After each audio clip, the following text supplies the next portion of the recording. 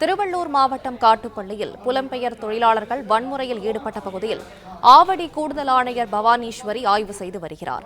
இதுகுறித்த மேலும் விவரங்களை செய்தியாளர் தாமோதரன் வழங்க கேட்கலாம். தாமோதரன், வணக்கம். அங்கு நடைபெற்று வரும் ஆய்வு குறித்து மேலும் சொல்லுங்க.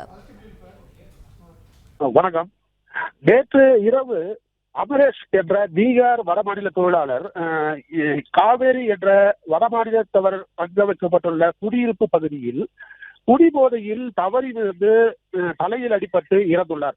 அவருக்கு சிகிச்சை சரியான முறையில் அளிக்கப்படவில்லை என்றும் அவரின் உடலை நாங்கள் பெற்றுக்கொள்ள மாட்டோம் என்றும் அவருக்கு இழப்பீடு அளிக்க வேண்டும் என்றும் கூறி சக தொழிலாளர்கள் இன்று காலை போராட்டத்தில் ஈடுபட்டனர்.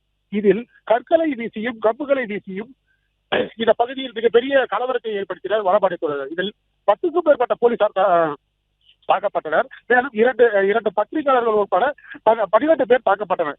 இந்த நிலையில் போலீசார் அதிக அளவில் குறிப்பாக ஒரு 300க்கும் மேற்பட்ட போலீசார் தற்போது இந்த பகுதியில் குவிக்கப்பட்டுள்ளனர். இந்த நிலைமையை கட்டுக்குள் கொண்டு வருவதற்காக ஆவடி துணை இணை ஆணையர் பவானீஸ்வரி தற்போது சம்பவம் நடந்த இடத்தில் வந்து மற்ற போலீஸ் அதிகாரிகளுடன் சம்பவம் குறித்து ஆய்வு செய்து வருகிறார். இந்த நிலையில் இப்பொழுது அந்த காவேரி குடியிருப்பு பகுதியில் போலீசார் அந்த வடமாநில தொழிலாளர்களிடத்தில் பேச்சுவார்த்தைக்காக சென்றுள்ளனர். ஆனால் அவர்கள் யாரும் பேச்சுவார்த்தைக்கு உடன்படுவது போல் தெரியவில்லை.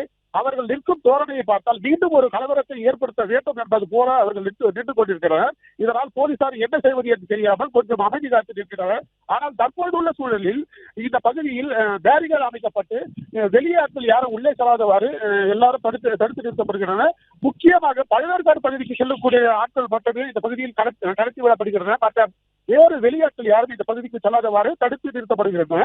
மேலும் தற்போதுள்ள சூழலில் இப்பொழுது அமைதியான சூழல் நிலவுகிறது.